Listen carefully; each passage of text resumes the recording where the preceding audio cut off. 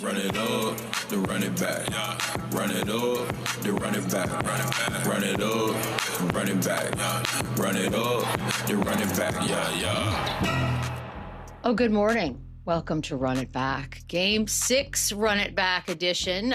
Lou Will, Chandler P, Michelle B here. We do have a Game 6. You know what? I was irritated last night, guys.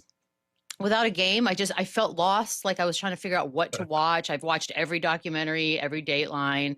Like it's really putting us in a weird position. So once again, I'd like to say thanks for nothing, Cleveland. Appreciate you. What'd you go with, Pete? I restarted a Dateline series or season that I did not realize I missed.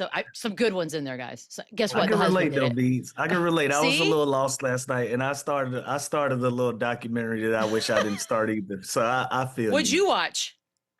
The Cult of Nature Boy. Oh What man, in the it's Ric world? Flair? No, I wish it was Ric Flair. Trust me, I wish it was That would be Ric awesome. Flair. I was like, that's awesome. I think I'm in that one, actually. Chandler's just having a good time in Cabo. I'm not worried about you. We do have Scal on. We got it mixed up last time. Scal is definitely on today. But Okay. we'll preview a little bit Great of Game moment. 6 tonight. Look, OKC's up. They're one win away from going back to the finals, second year in a row. Spurs trying to force a big old Game 7 for us on Saturday. You've got your two-time reigning MVP, SGP, who's averaging 26 in the series, but his shooting's a little bit down. Super role player Alex Caruso, man, a thorn in my side if you're not rooting for OKC, but he's killing it. So right now, Lou, you got to hand out some MVP hardware to somebody. Who are you handing it out to? At this moment, it would have to be Shea. You know, obviously it's gonna go to the winner of the series. It's still business to be taken care of. But I gotta give the nod. To Shea. You know, the percentages are down, but he's still doing what's necessary for this team to win and doing it in a way that this series has required it to be done. Like it hasn't been a pretty series for nobody involved in this thing. This has been a gritty and grind out one of those type of series for both of these teams. So when you look at the stat lines and all of those things, it's not really pretty for anybody consistently on the Spurs side or on the OKC side. But when it comes down to just getting it done, Shea has been there. He's been able to capitalize off the mistakes that San Antonio has made, and he's made the most of it. Well, people call it flopping, foul baiting, what have you. He's been able to get to the free throw line when needed. He's played the game inside of the game and putting chess pieces where they need to be just by getting them over the hump. I've seen some viral things going around about, you know, Caruso and him possibly being in this conversation. And I think Caruso has done an amazing job as well as somebody who's come off the bench, started in a game, and just filled in the gaps, whether they needed a defensive presence, whether they needed energy, whether they needed a shot maker, they go small ball, any of those things, Caruso has stepped in those lines. But he just hasn't outplayed the MVP that's on his team. So I can't really give him that nod. And he had a donut in Game 4. You know, anytime that you're starting to have these conversations in MVPs and finals MVPs and all of that, you can't have a donut. You have to be some type of impact player every single game in this for me to consider that for you. So in my personal opinion, it's still SGA, but Caruso has done an amazing job. But I've seen Perk make a case for him, and I've seen other people, but it's still SGA for me. Some good numbers for Caruso. Like Absolutely. stat-wise. Absolutely. But, you know, I think some of those numbers he's afforded because of how he's being guarded and how he's played. Now, I don't want to just dumb it down to saying, oh, teams are doubling and he's making the most of it. He still has to go out there and make those shots. He still has to go out there and have that impact. What he's done defensively has been nothing short of amazing, from taking any matchup from Wemby to whoever else. He's been fantastic in everything that he's done, but I still can't give it to him over SGA. Yeah, at the end of the day, SGA has been the best player on the team that's up 3-2. So if it went right now to who the MVP was, it's got to be Shea, because he's still continuing to do what he did all season long. He's still getting to the foul line. He's still putting up ridiculous numbers. He's just not doing it in a more efficient way that we're kind of become accustomed to. Now, Alex Caruso, he's been the X factor. You know, he's been phenomenal, where their team has been much better with him on the floor with him off the floor. I'm not a big plus minus guy, but when he's plus 42 on the floor and minus 33 off the floor, that is a huge impact. That doesn't necessarily just show up in points and rebounds and assists. That is defense. That is deflections. That is energy. That that is your team is better off with you on the floor, not just making shots. And like Lou said, he's definitely getting guarded, not as tough as these other guys are. He's getting wide open threes, the way they're double teaming, the way they're blitzing SGA, but he's stepping up and he's knocking them down. He's damn near shooting 60% from the 3-point line this series. So he's been the X factor, but the MVP, it's still got to be Shea for me, because they would be lost in this series. They'd probably be down in this series without SGA. But Caruso's definitely been a huge X factor. And I like how he's playing better in the playoffs than he did in the regular season. All statistically, his numbers are all up in the playoffs than they were in the regular season, which is one out of your players. Yeah. I feel like, you know what I think? I think of Alex Caruso, if you gave him like an MVP award for a series or any part of the postseason, it's like Andre Iguodala MVP. It's like, exactly. You're not the household name necessarily, but I don't know where this team is without Alex Caruso in these playoffs, honestly. We can make that case. And we can make that case. Like I said, on both sides of the floor, he's just been impactful, and he should be rewarded for that. I don't know if it's the Western Conference Finals MVP, but I think he should be rewarded for his play and be spoken of highly, how he's been able to be impactful. As far as the plus minus thing go, think about when OKC makes these runs. It's usually at the end of the first quarter, at the top of the second, when the bench comes in. And we've always talked about how strong OKC's bench is and how they've been able to outplay San Antonio's bench. That's where a lot of that plus minus comes in when Shea is off of the floor, and when these guys are on the floor. That's where you see those numbers kind of differentiate. So it's not just Caruso being on the floor or just Shea. It's a collective of everybody putting something on the table for them to have their plus minus show up on paper. And again, the efficiency in the 17 points is awesome, but those clips we just saw right there of him making it difficult on the Spurs' best player, Wemby, is really where his value has been. Like, think about it, this guy's a point guard, a shooting guard, and he's guarding a 7'6" guy, fronting the post, doubling him, picking up Harper, stripping him 94 feet. Like, he has seen a matchup with every single one of the Spurs player. It's almost like whoever gets hot, let's stick Caruso on him. And that's been his kind of impact to me and his best value. Yes, he's making shots. Yes, he's scoring 17 points a game in this series. But his impact for me is just the toughness and the energy defensively, how he's playing. I'll say this, and I know vibes are a big deal, right? For the three of us, we're not really stat people, we're vibe people. I cuss more during these games at my television set when it's Caruso related. So I don't know what that means and how it translates into a stat, but I know that's how I feel watching. Like, he's eliciting feelings. MVP. He's the MVP amongst the people. He really is. He's like the people's champ in the worst way possible. On the other side, we got Wemby. He's averaging 37 in the 2 wins, 22 in the 3 losses. Chandler, I'm going to start with you on grades. What kind of a grade are we giving Victor Wembanyama so far? Well, in wins at A++, and losses C-. It's pretty simple. Right. He dominates the Spurs. Okay, so it's like a B. We'll give him a B just because he's been so electric and so unbelievable in their wins. And you can just tell right off the jump ball which version you're going to get. Now, I fully expect him to be the 37 points per game guy tonight, because he tends to bounce back and he tends to come out extremely aggressive after losses. But they're going to have that, that type of performance from tonight. And again, not a plus minus guy, but they're plus 42 with Wemby on the floor in the series, and they're minus 51 without him. That is such a drastic gap that just shows you they need him not in foul trouble. They need him on the floor, and they need him to score a lot of points because their offense is much better. And I could go down the list about Fox battling the ankle injury. He hasn't been as good as he's been all season long, and he's usually their closing type guy who makes it easier for Wemby. He hasn't been great. A lot of the other guys has been struggling, but it starts and ends with Wemby. And you can just tell, look at those stats right there. That is a 15-point difference versus loss versus wins. He's got to be great tonight for them to force a game 7. And I think he will, because he's responded every single time.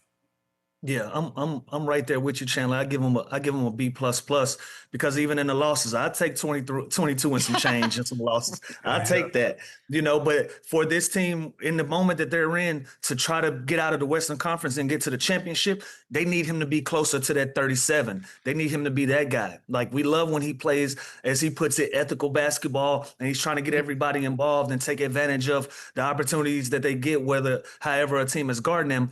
But sometimes he got to break plays, and he just got to be a dominant force and put pressure on everybody. Everybody has to conform around Wemby. As much crap as SGA get about the free throws that he shoots, He makes everybody conform around the way that he wants to play the game and the way that he wants to impact the game. Wemby has to be that same force, and it's shown that it's successful for him when it's more being dominant on the offensive end and trying to score that basketball and not looking for somebody else to do it. So if he can do that, that B++ goes to an A-, A+ really fast. But even in the losses, a lot of guys they'll cut their right hand off to average 22 and consider that a bad game. You know what I'm saying? And so for Wemby, for this to be his bad game stats, it's incredible. But 37 for them to win, he got to find them. He got to meet in the middle somewhere around that 29-30 and be consistent right up in there. Yeah. It's got to be first 3 minutes, right? Like you expect season monster on the line Wemby. tonight. Like, don't just take 12, 13, 14 shots. Like, I think everyone in that building tonight is okay with him taking 20, 25+ shots and living and dying with Wemby being aggressive. Usually we would talk about a star. Usually we would talk about a star starting the game, facilitating, getting other guys involved that way throughout the course of the game. Now you have your teammates to roll with you, your role players. They're feeling good and they're feeling confident. But with Wemby, I feel like it has to be the opposite. He has to, the first play has to go through him. He has to come down and be the aggressor, try to get him started close to the rim, try to get him in transition when he got Chet on him. That's a matchup that he likes, that he feels confident about. You have to establish him first and then everybody else, opposed to the other way around, in my opinion. Remember when we used to say announce his presence with authority? Like, do you remember that? Or you might? Okay. Anyways, that's what he needs to do. You don't? Announce his presence with authority. Oh my God. Who are you? Are you American? After the Game 5 loss, somebody watching remembers that. Was that South Park? Yeah, like authority. It was it's like a sports center. Why do I know that in Chandler though? Come on, Chandler. South Park was never my thing. It was never my thing, South Park. I'm so surprised. I'm surprised at that. Me never too. watched one episode in my life. That sounds like your type of comedy right there, man. My God, it's like the best comedy. Okay, anyways, we could do an hour on that, and maybe we will during the finals when we have days off. Mitch Johnson after Game 5. And this is interesting to me because it's sort of what everybody was worried about pre the series. You got to be sure of everything you're doing in a secure, mature way, which is basically, I think, a nice way of talking about experience, Lou, right? Like, is this sort of that popping up, what we all worried about? Yeah, I love the way that they play, right? But when you watch this series, and if you really want to dissect it, and if you really want to look at it, every once in a while on defense, you kind of get them out of position, over helping sometimes, and they give up a lot of open shots to guys that can make open shots. We talk about the role players and the supporting cast of OKC. All of these guys can shoot the basketball, so it's not really a safe way to really guard these guys if you're putting too much pressure and too much attention on SGA, right?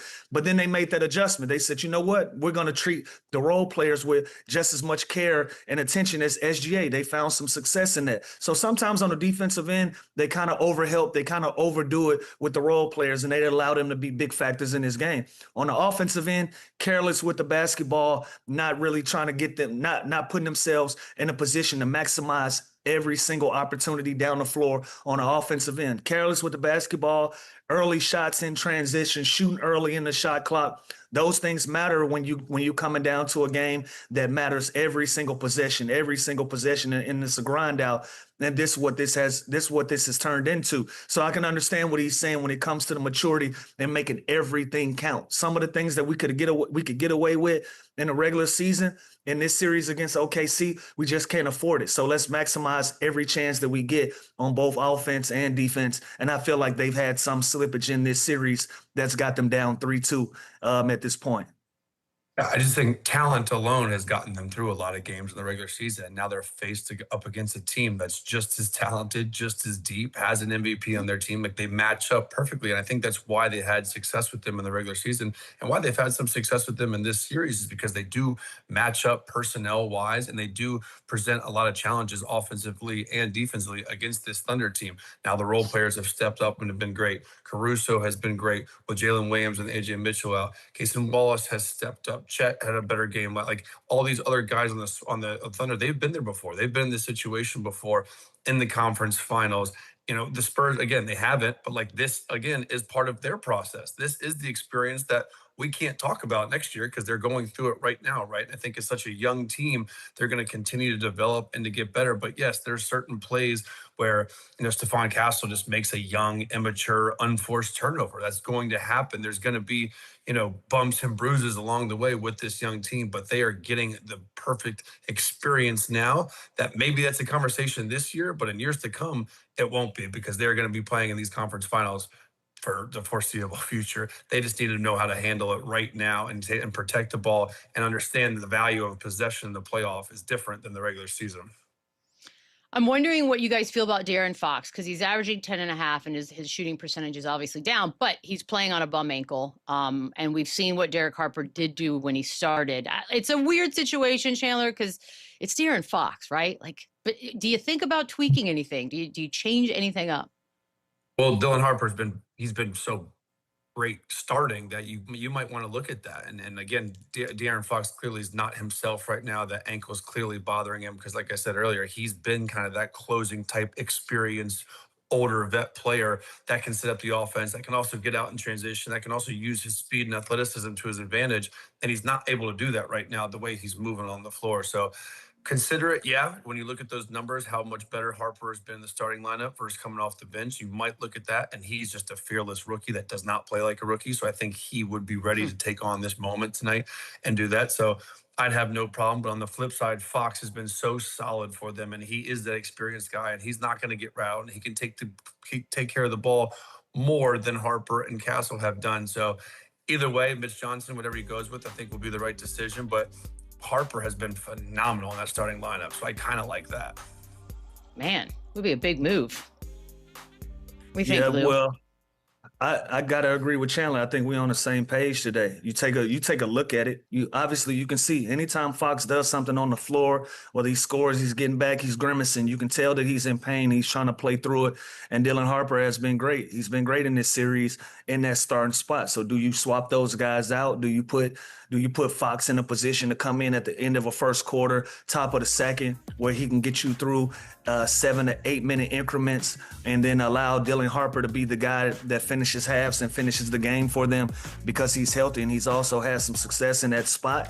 Is that something you look at? Is that an adjustment that possibly Mitch makes going into this game 6? But, obviously De'Aaron Fox hasn't been himself, and an ankle is bothering him, but he's been able to be impactful as much as he can. But Dylan Harper has played better in that position thus far with him being healthy. I just want to make a correction for the cinephiles because I know they're probably worried. Yes, I want to announce my presence with authority originally comes from Bull Durham because Luke Lelouch is like, I want to do that. It was Cartman and then changed it to Authorita. So before anybody gets on me. I wouldn't know nothing about Bull Durham, but I know Cartman. Oh, what? That's one of my favorite movies of all time. You know what? One day the three of us are just going to have a movie day and eat popcorn. Seen it. Oh, my God. You know what? Let's do it. I'll introduce y'all to a movie I'm sure y'all haven't seen. You can show me a movie I'm sure that I haven't seen. And Chandler, you show us a movie that we're pretty sure that we haven't seen. Oh, his is going to be some weird home movie with his friends. I don't want to see that. We'll take a quick break. On the other side, yes, Scal is here. We're going to talk to Brian Scalabrine next. Yes, sir. Was that a sex tape? Run it back, yeah. Run it up, run it back. Let's rock, let's roll, tick-tock, let's go. Brian Scalabrine. White mama, don't do him like that. Let's go.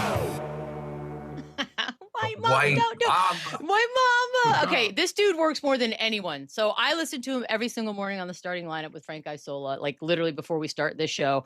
Got the NBC, you got the NBC Boston. You're like kind of all over the place. How you doing, Scal? I'm loving the just the one focus right now, which is these conference finals. But I'm busy. I'm good. I hope you're doing well. Down 3-2. I know you love the Spurs. I know, but you know what? The good news is it ain't over yet, my friend. It ain't over yet. Agreed. Game 6 in a few hours. How are you feeling about the odds of the Spurs forcing a Game 7? Yeah, I mean, to me, like it was clear from the first minute that Victor Wembanyama was fatigued across the board. Like he just didn't have the same like pop that he'd had throughout. And sometimes you could shake out of that. Remember, he's never even been through a full season. He's never made a playoff run.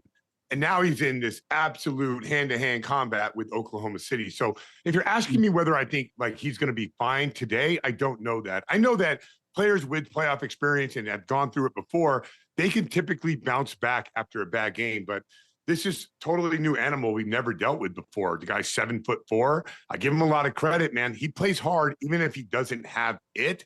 It's like he hasn't figured out that way. And I think Giannis might be a little bit like this as well. How do I dominate a game? How am I effective by not just going all out every single time? So I still think everything teeters on Wemby.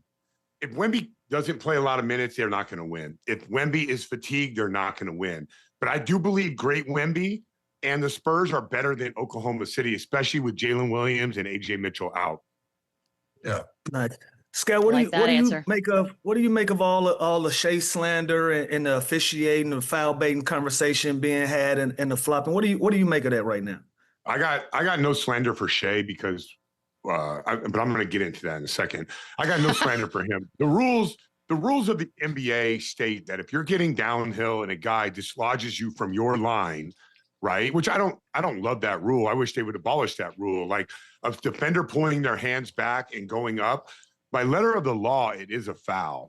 And I don't mind that. I think both teams kind of do that. I think players are starting to pick up on it. He's mastered it, no problem.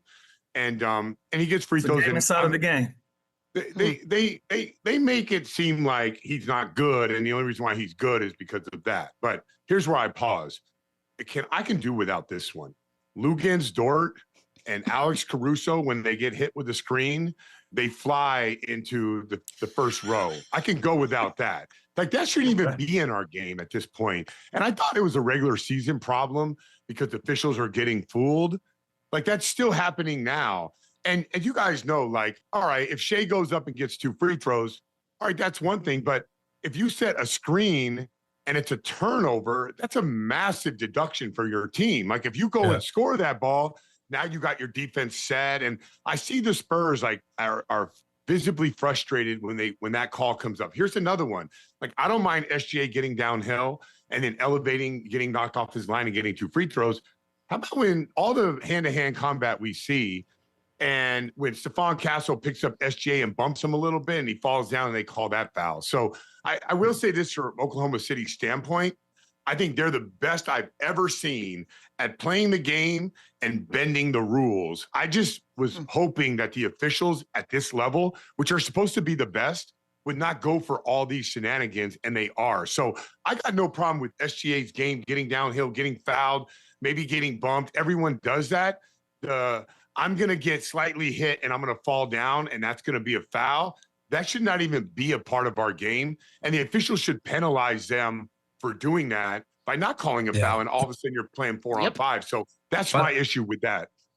By the way, we haven't seen like a flop. Perfectly said. Seen like a flop fine in a while, and I feel like there's been what lot happened? of those on the off-ball play. Whatever happened to that? I feel like we haven't. I thought that was a thing. We've gone away from that. Yeah, it has to be no contact, and that's the issue, right? It can't be embellishment. We need an embellishment foul. Come on, guys. We've all played against. I'm with you on that one, Scal. When even like post guys, when they catch it and you bump them and they fall over because they know it's going to be an automatic foul, or guys, saying they got hit in the eye, they know it's going to be an automatic foul. Those things we can take out. I'm agreeing with you on that. Yeah, it's just bad for the game. Like, I know you guys love the game. We play a lot of your guys' stuff on our show in the morning, but like, we all want the same thing. We want unbelievable basketball, right? And like, how are we still getting fooled by this? And if you're going to call a foul every time a guy dives on a screen, why don't we just abolish screens, say they're not allowed anymore, right? Like, it's just like, it's not good for the people watching. And it's just like, if it happens too much, then you're going to start tuning people out. And I think like we're ignoring Shea's greatness as a player. And you guys know, like, when he's like staring you and dribbling and then he one steps you to the rim, it's amazing. It's amazing to watch. Yeah. But now we're all getting caught up in the flops and all this stuff. And we're going to end up people are going to end up not understanding how great this guy is because of this conversation. It could easily be fixed. Just stop calling the flopping fouls when Luka Dort takes the dive and stuff like that. Listen, you know who's not taking a dive? Stephon Castle. You know who's not getting a good whistle? Stephon Castle. It's true. Preach. And I also like the playoff basketball is more physical. And then the minute you get more physical, you call these tic-tac fouls. 70 free throws, Chandler. 70 free throws in that last game. No. So obviously, Scott, after game 5, Wemby's frustrated. It's his worst game of the series. He doesn't talk to media. Like, How bad of a look is that for a player of his stature to not just do that, own it, and move on? Yeah, so I look at it one of two ways, actually three ways. One, if he prioritized his recovery, after that, like come on, guys, he was bad 2 minutes into the game. This isn't residual fatigue. Like he didn't have it. And anybody that sees Wemby live, when you watch him and he's like running, like we're running uphill and we're doing those 100-yard sprints, and he looks like that at the beginning of the game, the Spurs are in trouble. So if he prioritized that, the other thing is I thought it would have been a good opportunity for a guy of his stature to call out the officials. And I think that would have helped him in game 6. Just take the $50,000 fine or whatever the fine is. And you don't have to be like dismissive about it. You don't have to name call. You just have to say stuff like what we're saying right now. Like I see my man Stephon Castle going through war out there, and I see SGA get hit and falls down, and I see the officials going for that. Like this is what the NBA is about. This is what you see all the clutching and the grabbing, and I don't have any problem with that. This is what's going on, but we're going to call that. Like there's got to be a better way to do this. And if he could use his platform to do that, and I think it would help them in game 6. I think the ignoring going on that and using that opportunity, probably not the best idea. But if he's in the back with 2 vitamin B bags and he's trying to prioritize his recovery, I don't have a problem with that either. Remember, we have never seen anything like this. A 7'4", most of our 7'4" guys, they run straight lines and post up. Like the amount of energy that he expends out there, like we have no idea what fatigue looks like for him. I just know he keeps pushing himself, and it's a big night. If you don't have it, then Oklahoma City's going to the finals. So what version do we get of him tonight? Do we get the 37 and wins for Wemby, or do we get the 22 and losses? Because somebody better light a candle. Said, we've never seen this before, but I'm in a bank. All that running with the monks and all the stuff and all the flexibility and all the stuff that he does. I'm gonna think that stuff's gonna work.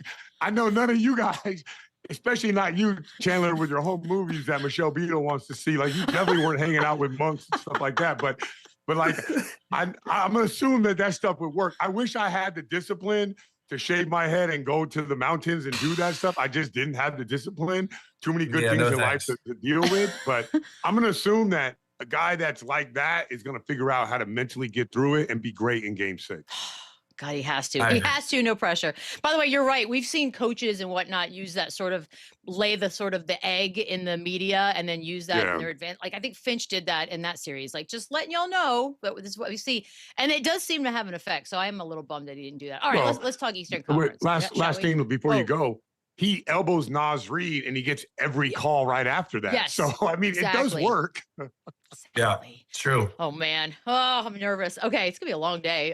Knicks with the sweep. I call it a sweep. Chandler gets mad at me, but there are sweeps and then there is whatever New York did to Cleveland, which is an absolute embarrassment. So I can't believe it. I'm starting to feel like, are we potentially looking at a Knicks team that could win the championship first since, 73? Before I was born, which is a lot. Yeah, I hate doing like the aggressive takes, right? That's funny. That was funny. I hate doing the aggressive takes, but like they can beat San Antonio. I'm not saying they will. They can. Mm-hmm. I don't think they could beat Oklahoma City. It's a matchup nightmare for them. Yeah, they've done well. Like they can negate Wemby a little bit because Karl-Anthony Towns could snap a 3 right in your face, but. You know what? Like they could put Case and Wallace on Cat, and it's a problem. They have 100 guys that can guard any of those guys. So I'm not saying like the Knicks aren't going to show up. They're going to be fine. It's just Oklahoma City's a bad matchup for them. And then, but San Antonio, remember, all you have to try to do is solve the Wemby puzzle. And having a big man that can knock down a 3 is a big deal. Like, especially the way that Cat could snap a 3. So I think that they have a better chance of beating San Antonio. I think right now the Knicks are on their hands and knees praying that San Antonio will beat Oklahoma City. Not just for that, but also rooting for a grueling game 7 for, these two teams to continue to body shot each other. Scout, let me ask you on the Cavs side of things. Does any part of you feel like after that game 1 just meltdown, they were just devastated? Like what? They were up 22 points in game 1 in 3 quarters and then just got smoked. Yeah. Like what happened there? I think I was like, after that game, like when they were down 22, I was actually standing up with the remote about to go to bed. Like, one more bucket, I'm out of here, right? And so, but I did say to myself, like, that didn't look like the Knicks team. So everyone's like, oh, man, we blew game one. Like, I actually would have got back on radio and said, I take the Knicks in 5. Like, to me, it didn't look anywhere close. Even when they were down 22, I was saying, oh, the Knicks are definitely going to be fine. Like, it's just, I don't believe in the Cavs. I just don't. I don't believe that they have the it factor to win. We look at these, like, look out, like, where do you rank them in Oklahoma City, Spurs, Knicks, Cavs? Like, they are way down there. 7th. I just can't imagine that they're anywhere near a championship. Plus, they have a payroll higher than anybody else in the NBA. They just don't have the it factor. Yeah. Dude, this is what it was. It's like, if you can't trust them. There's not the guy. They don't have the guy, which is crazy to me. But the good news is, analytically, they did quite well, according to Kenny Atkinson. That's funny. What did you make? Like, look, our jobs now, we sort of depend on amazing quotes and amazing moments that others do. Yeah. This was gold, Brian. Like, what'd y'all do with this analytically situation? Yeah, I think it's one of those things where we all have private conversations. Those are like, sometimes you can't talk about your private conversations outside to people that don't understand. And so that's one of those private conversations that you have in-house that you don't bring out and tell people. Like, it happens every day, and everybody has it in their own different way. But that's his it's just his bad. It's the lapse in judgment to think you could say something like that. It doesn't help anybody. And it's just like, with the Cavs, it's like a wheel of excuses. Like, and they're still doing it now. Come on, we went to the Eastern Conference Finals. We're right there. No, you need to go get Giannis. You need to go do something different. We all know it, but they're coming up with reasons why they shouldn't go do that. Are you on the side of they need to shake this roster up? Some has to shake. Even though they made the conference finals, they got to do something. I mean, analytically they shouldn't, but definitely they should. But reality. Come on, man. You know when you don't have it. You know when you don't have it. They don't have it. There's no world. And the East is going to be better next year. Hopefully my Celtics do a little bit better. I think Indiana's going to be better. Orlando's going to be better. Everybody's going to be better. But the Cavs are like, yeah, we're good. There's no way they can think they're good.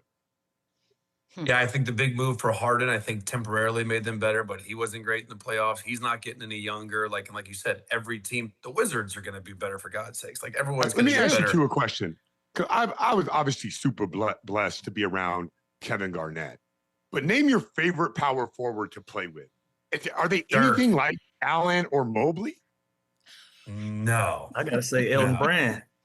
Yeah, like, he's a dog. Like, Brand's a dog, you know? Like, you need a dog. I like those guys. I'm a big fan. Jared Allen's a cool dude. Computers, take it apart, put it back together. Evan Mobley's from USC.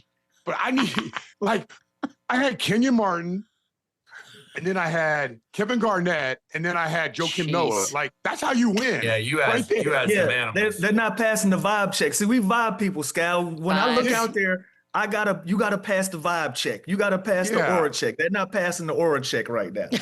like when I walk in, when Kevin Garnett walks in, I'm like, I get goosebumps. I start like, all right, it's about to be on.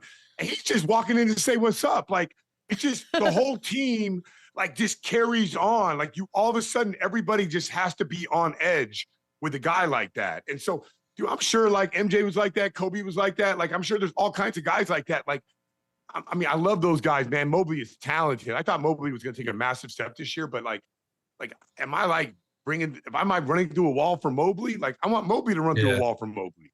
You know what? I was wrong. Dirk's the best power forward I play with. Zebo is that guy I play with that you're talking about. When he walked in the room, I listened. When he was like, I was never scared of anything with that dude. Yeah, both dogs though. Like, Dirk's a dog, man. It's just like, my power forwards have to be like that if I think I want to win, you know?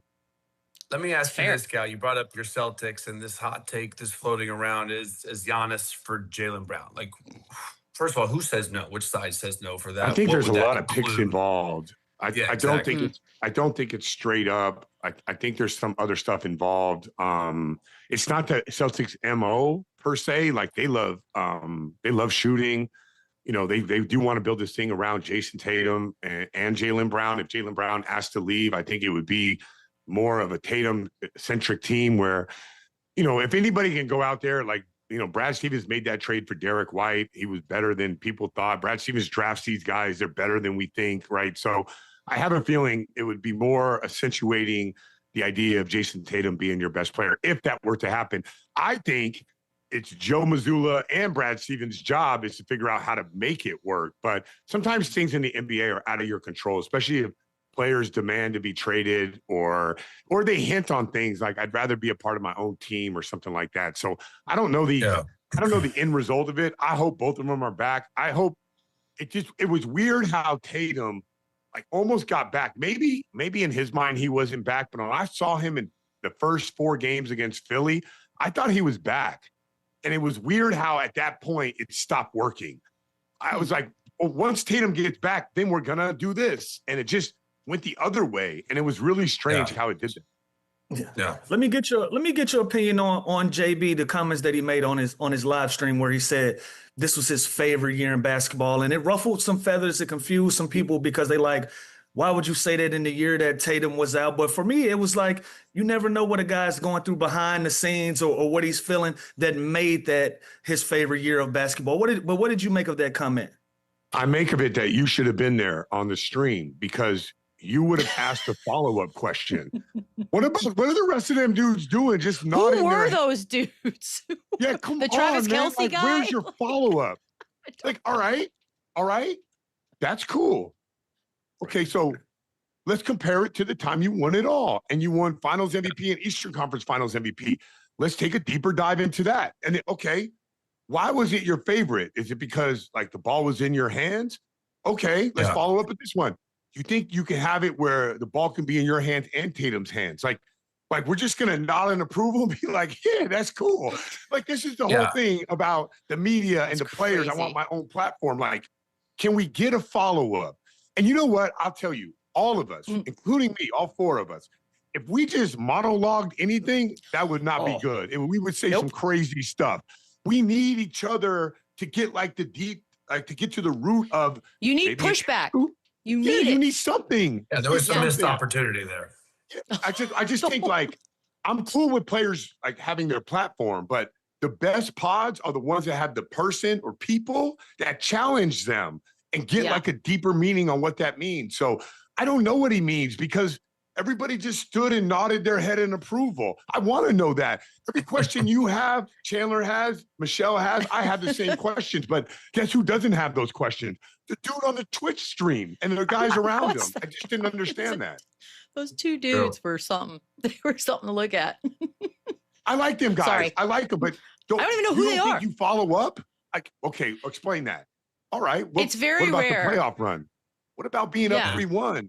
What about Game 7? That's your favorite Finals season? MVP. Like that was like. Well, I got a follow up for you, Scal. Do you think he should have been first team All NBA? With the whole like backwards Luka going to Sylvania and all that stuff, I'd probably say no. But because you can't take Luka, like I think Cade is well deserved. They had the best record in the East. Jalen Brown was ridiculous this year. But you look at Luka Doncic and you watch him play, it's hard not to put him up there. And we're not, but let's be honest, no one's arguing SGA, Wemby, and Jokic, right? So it's really Cade, Luka, and Jalen Brown. And he was like, what is he, 10 first place votes shy of that? So when we decide first team, no one's touching the immortal 3.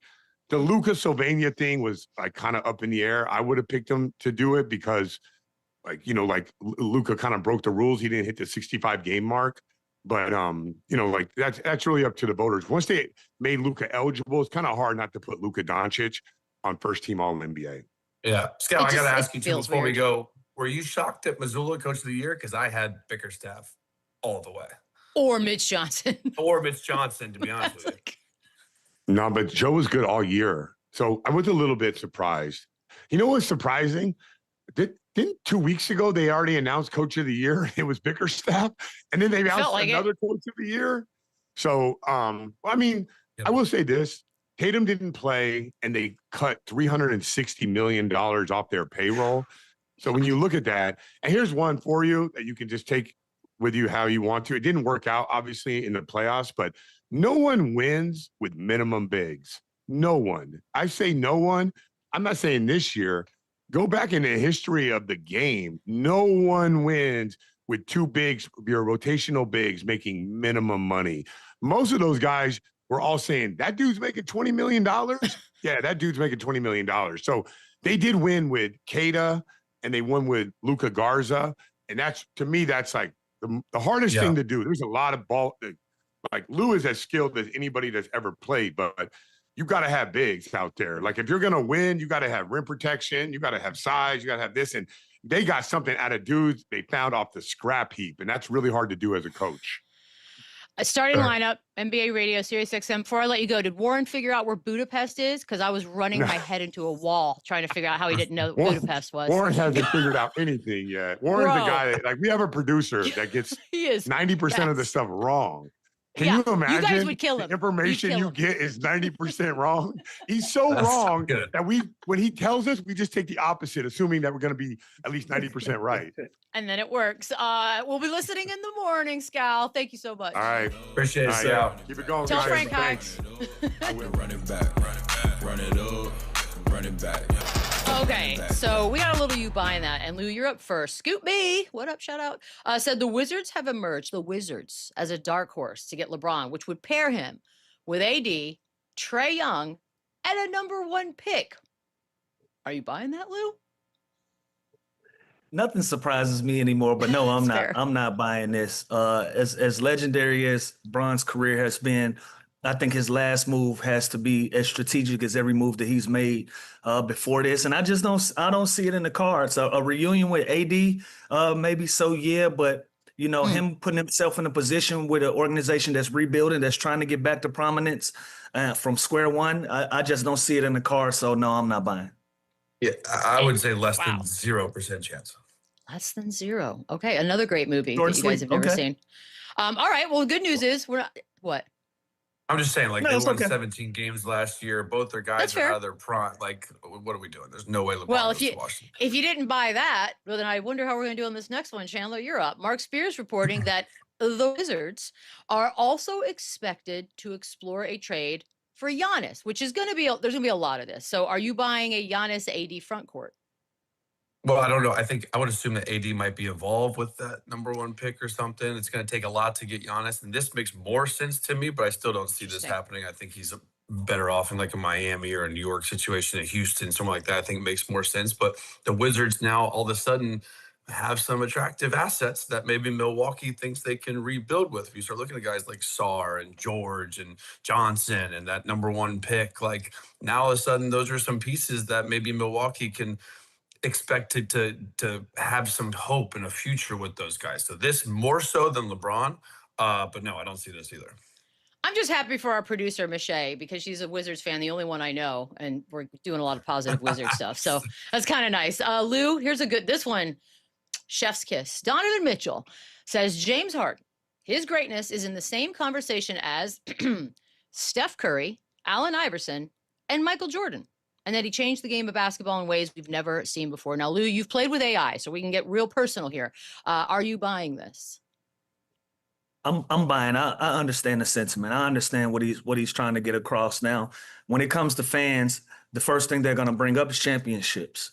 And he doesn't have any, but that doesn't negate the greatness that he's had on the game, the impact that he's had, and what he's been able to accomplish as a player. He's going to go down as a Hall of Famer. He's going to go down as a top 75 guy.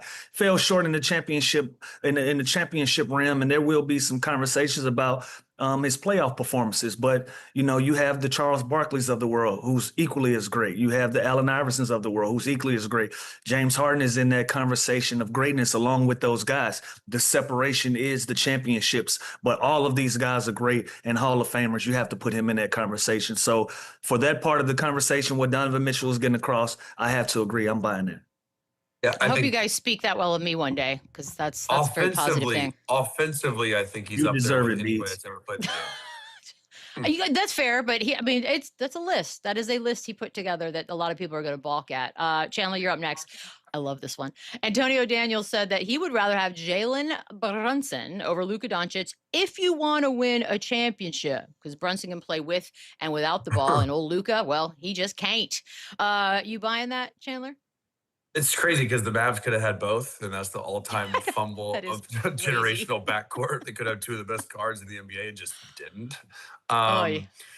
I don't know. Like, Come on, Luka at the end Chandler. of the day is so gifted offensively, led the NBA in scoring. Like, when he gets on those heaters that he did for that month and a half this season, there's no one like him. And I just think it's tough, though, because Jalen Brunson's one of my Stop it. favorite players. I think I'm going Luka over him. Again, you have to have the right pieces around him.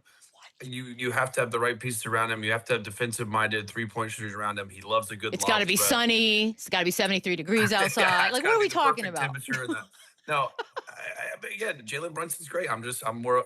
If I had to pick one of them, I'm probably taking the guy that led the NBA in scoring this year.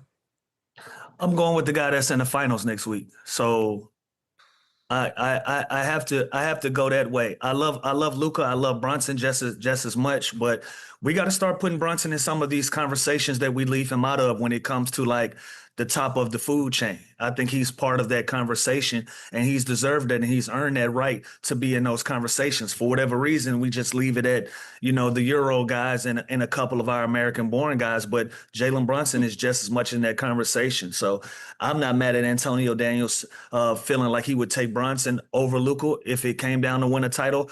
Luka's had an opportunity to win a title. Brunson has put himself in a position to win a title as well. It comes down to, what do you prefer? You prefer the guy that led the league in scoring? I would prefer Brunson because I'm a vibe check guy. I'm going to keep saying it. I'm a vibe check guy, and I want my guy to have a certain level of aggression that matches with the play when he goes out there and performs. And I think Brunson does that for me. So I'm rolling with Daniels. Answer me this. If Luka was on the Knicks, would they still be in the conference finals right now? No, they wouldn't. I completely disagree. They wouldn't. I think if Jalen Brunson was on the Lakers, I think they'd still be out of the playoffs right now. I don't think. No, but I also don't. I just don't think Luka's a championship team guy. Like I've been saying, he's taken a worse team to the finals than this Knicks team. I'll tell you. He also Can we do the context of the season in which two sweeps in a row, a 50.7 game win? Like, we got to put some respect on Brunson name. Oh no, Jalen's at the top this of the is an incredible mountain. run right now. And it's just as incredible as anybody else that we've compared him to in his peer group. No, if he wins, all of this conversation changes. Oh, I'll tell you this: if Jalen Jalen Brunson and the Knicks beat the Spurs or the Thunder, then we can have this conversation again. We'll revisit that way over a lot of people. Okay, fair enough. We'll wait. We'll take a quick break. Wrap things up on the other side. Run it up, then run it back. FanDuel giving you better payouts on same-game parlays all NBA playoffs long. From spreads to player points to threes and more. Build it all into one same-game parlay and go for more value. So if you're betting same-game parlays this NBA postseason, bet them on FanDuel. Head to FanDuel.com/same-game-parlay. 8:30 Eastern game tonight. There we go. Chandler, talk to me. Let's go. I like it because the race for Stace is still on. I think the Spurs win tonight at home. Wemby bounces back. Huge game from him. Give me Spurs money line to force the game 7. Okay. All right. Lou? I'm sticking with Chet. Chet got me on last game. Give me Chet again. I like where we're at with Fox. Guys, go it's Spurs, upside down, crazy lady. Jackal scarf. Come on, give us game 7.